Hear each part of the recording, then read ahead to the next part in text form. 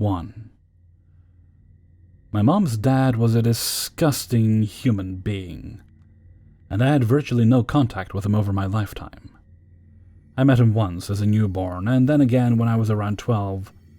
My mom, obviously knowing his character, kept interactions between us at a minimum. This was also helped by us living across the country most of my life thus far, and then when we moved back to the same coast, we were still quite far apart. Anyway, he was mostly estranged from my mom over my lifetime, really only talking to exchange emails or cards on Father's Day or their birthdays. My mom's siblings were less estranged from him and were closer in location to him, but it still kept him at bay and weren't close. So this June, my mom wrote him a Father's Day email to check up on him and wish him well. It never got responded to, which my mom didn't think much of because he was weird and prone to not responding to stuff. In the first few days of July, one of my mom's siblings called her to tell her that a neighbor called the cops because she hadn't seen him for a while, and a cop and one of my mom's siblings entered his house to find his severely decomposing body. He had been dead for quite a while, and obviously hadn't answered my mom's email because he was dead several weeks by the time he was found. My mom left shortly after for a while, which is relevant because I was at home for several weeks during the summer in between moves. Anyway, when my mom left, I was untouched by his spirit for several days, and thought I was in the clear. I've seen several ghosts in the past, but none of them were people I've known, so I wasn't that concerned, although I was keeping an eye out for it. However, a few days in, I started having definite spiritual activity in my bedroom while I was trying to sleep. I felt extremely uneasy, even nauseous, extremely rare for me. I have an iron stomach. And I had an overwhelming feeling that I just don't know how to describe. If you felt it, you know. I just knew in my gut and in my heart that he was watching me. This may have been comforting if it was someone else, but because it was him I freaked out. There is no doubt in my mind what it was. It repeated for a few nights, never during the day. Sometimes I cried during it. I felt its presence within my body. It was so disturbing. I felt so touched and invaded. I felt like he was trying to shove himself into me, trying to take me over and get a hold on me. It made me feel uncomfortable, dirty in an invaded way. It was like he was hanging in the air, trying to read into my brain. When my mom returned, I told her about my experience. She is a hardcore logical skeptic, so I was worried she would be suspicious. But she broke down crying, and we had an emotional breakdown together. She told me she believed me 100%, and she spoke directly to him, telling him to leave me alone. He told me he didn't mean any harm, that he wouldn't mean any harm to his granddaughter, but he never understood boundaries, and if she told him to stay away, he would. I was a bit skeptical of this, but I trust my mother deeply, so I was really hoping she would end up putting a stop to it. We were both crying as she told him he needed to leave me alone. Believe it or not, talking to him directly officially put an end to it. I know I'm stupid, but I was so disturbed and unsettled while the spiritual hauntings were happening that I never thought of doing this. However, I had more faith in my mother doing this because he knew her better than me, and she was speaking on behalf of me as a mother. Moral of the story is I have never had to deal with him since. 2. My dad used to work in and around London as a temp landlord. People would move on from managing pubs, and my dad would fill in the gaps for a few weeks or months, until permanent managers were found. Anyone familiar with old London pubs will know that most were very old and tend to come with spooky reputations. I'd go and stay with my dad during the school holidays, summer, Christmas, etc., and it was pretty great to be able to explore a new place every year. I'd get unlimited free goes on the pool table and jukebox, as much Coke, the boring kind, and crisps as I could hold down, and various other pub-related perks. He once managed a place called the Harbour Lights, which had many stories of ghostly occurrences. That was the first pub I ever came wary of without ever seeing anything, due to the sheer volume of staff and regulars sharing their experiences. Then he managed a place called The Streets. Now, my memory may be shaky on this, but I believe it was about 200 plus years old. Damn, it showed in certain rooms. The decor was tragically outdated and gave it a real creepy vibe. This place, with it originally being a hotel, was utterly vast, with about 6 floors and a huge central staircase to navigate them. Now, I don't actually remember too much about the place, as I was about 9 or 10 years old at the time, but I'll remember what I'll tell you next until I die. It was New Year's Eve.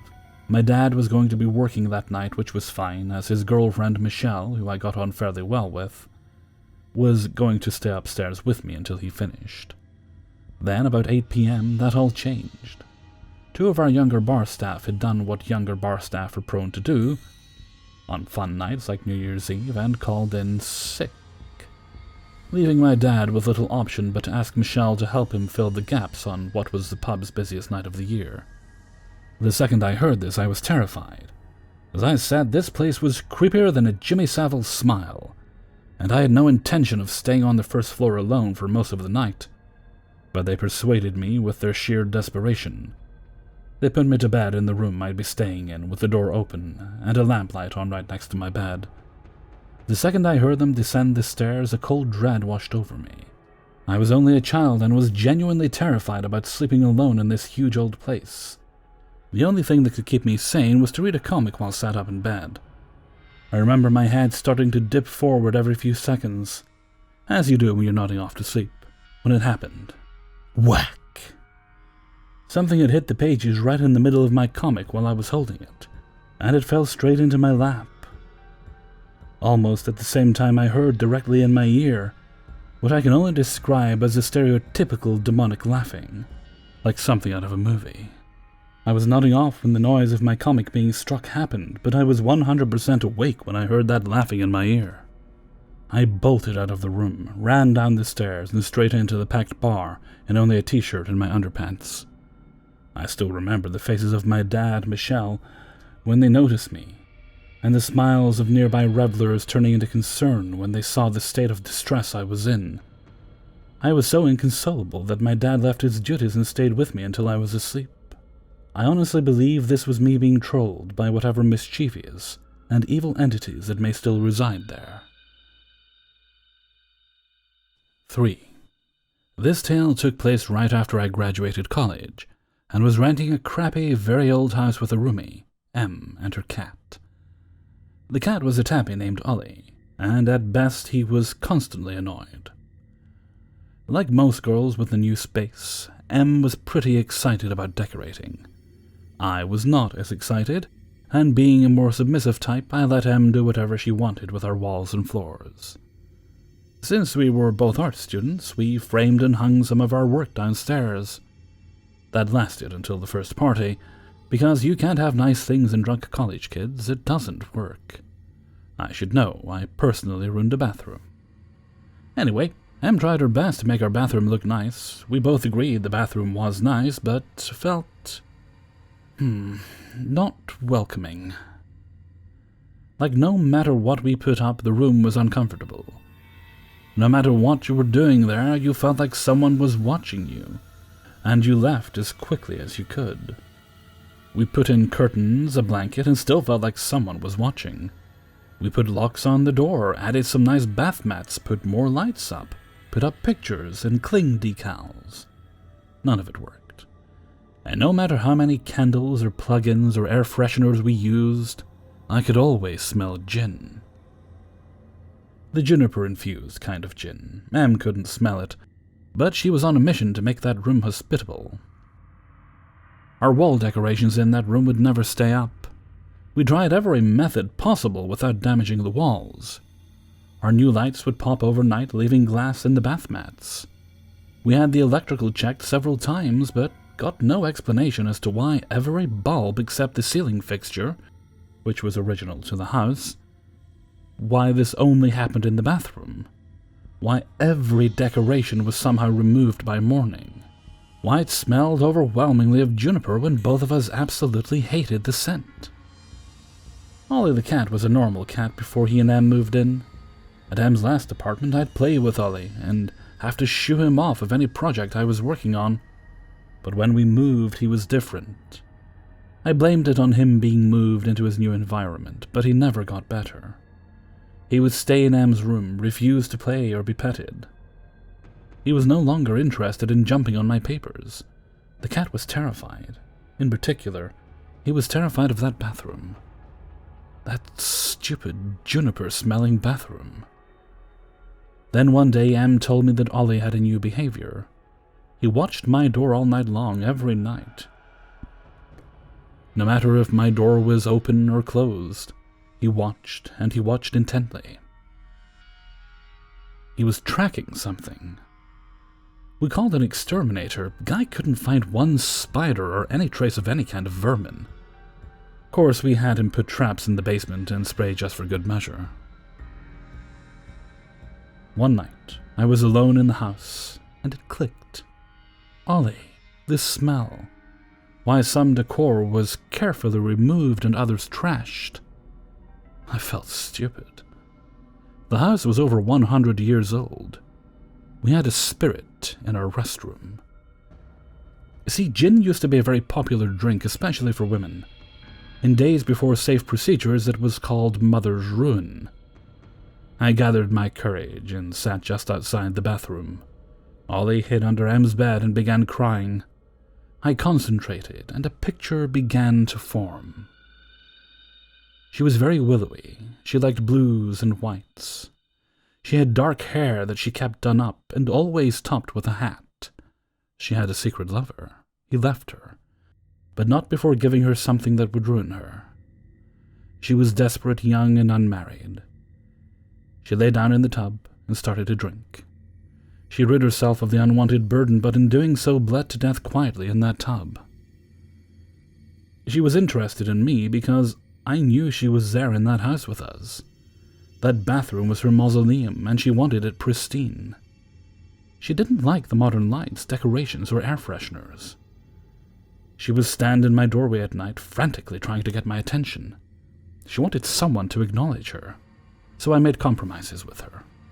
I talked to her when I was in my room, if she would no longer peek in my door at night. During daylight hours, she was welcome to follow me around, but she needed to leave the cat alone. And finally, I would leave decorations stacked by the tub for her approval. Although she didn't like, she could move away from the tub, so we would know not to use them. She liked our photos from a project about crumbling old structures. She never did make peace with the cat, and when I was ready to move out, she turned that juniper up full blast next to my pillow for a week. She was spoiled in life and lonely in death. I tried to persuade her that better things awaited her, but she was very stubborn about her bathroom. Who would keep things nice? Who would watch over the area she saw as a grave marker? I told her it wasn't even the same tub. She knocked a photo off the wall. I know M has moved on now, and someone else lives there. I just hope whoever lives there has a lot of patience, because the lady in the bath isn't going anywhere. 4. For context, my mother tells me I would see bright, hovering lights next to our house, an empty lot, beginning when I was around 3 or 4. They would scare me, and I would describe them to her as floating bedsheets, saying I did not want to see them anymore. This would only happen upstairs on our balcony. As I grew up, without knowledge of what had happened, I could never stand to stay there for any longer than half an hour. Our house was strange. It sat way back in the lot, it was humid and thus usually cold. And the area between the front door and the stairs always seemed to me to be the coldest and darkest, even though it factually wasn't so. You see, every night as I went up the stairs, I felt like I was being watched. I never did see anything then, but if you asked me, I could describe it. A man leaning against a wall in a black coat and wide-brimmed hat. Mom always told me to never run up the stairs, but considering the light switch was on the other end of the room, you can imagine I would bolt every single night and try my hardest not to look back. I should mention this was the only part of the house I was legitimately scared of. The dark corridor that led to the bedrooms, no problem. The extremely dark and humid laundry room that gave off horror movie vibes, and its skylight-like hole that extended up to the roof that led nowhere? Pfft. Fast forward a couple of years, and my parents divorced. It was a bad moment for everyone involved. My mother allowed me to choose who I wanted to live with despite my young age, and I chose my maternal grandmother. I went on to live with her for 8 years. At first, her house wasn't adapted for a child, and I shared a bedroom with her for 2 or 3 years after moving in. During that time, I would often wake up in the middle of the night feeling watched. It was then I finally started to see him, the man in the wide-brimmed hat. He was leaning against my grandmother's wardrobe, always. He never moved, never looked towards me. He just stood there, looking down, with his arms crossed. This period marked the beginning of my lifelong battle with insomnia. After my bedroom was built, I stopped seeing him. I did see other things in Grandma's house, but that's a story for another day. By the time I reached my teenage years, I thought it was over. Until, of course, I moved back to my old house when my parents reconciled. I was 17 at the time. At first, I didn't notice anything. I had plummeted into a deep depression and couldn't see past my own hardship. As time went by, however, and I began treatment and got better, I could feel it again. I went back to zooming up the stairs because I felt like something was watching me. I saw the man only once, but I knew he was there every night. Then one day in the middle of the afternoon, one of our dogs refused to enter my bedroom. She stopped by the door and barked incessantly towards my bed, as if someone was sitting on the edge of it. I tried everything to get her to come inside, and even brought her in at some point. She turned around, went back outside, and resumed barking. I left the room and took her with me to talk to my mom. After that, I remember feeling more at ease in the house at night, almost like some pressure had been lifted. We moved out not long after. It's been almost a decade, and I've only felt comfortable discussing this in the past year or so. I feel like whatever this was, it was connected to me more than the places themselves, almost like it was feeding off of me until it no longer could. I still see or feel things every now and again, but those don't feel oppressive. Nowadays, they're usually warnings. I've considered that maybe this figure came from a movie or some other image that stuck with me as a child, but I can't for the life of me remember any media that matches it. Has anybody seen anything like it? 5. This was in the mid-1980s, back when it was okay to leave kids alone in a house while they were asleep. My mom, at the time, was a single mom, and her best friend lived next door. The hallway outside of the bedrooms had one dome light that was right outside of my mom's bedroom door. She would leave that light on and the bedroom door open, as a nightlight whenever she went next door. At one point, when I was about 4 and my brother was 5, we were sleeping in her bed. For some reason, we both woke up while my mom was next door, and we were just talking about whatever little siblings talk about. A shadow of what looked like a very short man with a beard went by on the wall in the hallway. No one else was home, and there was no noise or footsteps. The hallway was old and squeaky. It scared us so bad we dove under the covers. I was scared that the shadow guy would hear us breathing and told my brother to stop breathing so loud. We must have fallen asleep under the blanket at some point because I don't remember anything after that. I've talked to him about it over the years, we're in our 30s now, and we cannot come up with an origin for that shadow. The placement of the dome light would make a shadow of a person impossible without seeing a physical person walking by.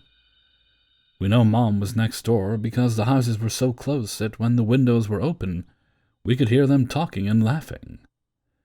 The only thing we can come up with is it was a shadow man, but I don't think it meant to scare us.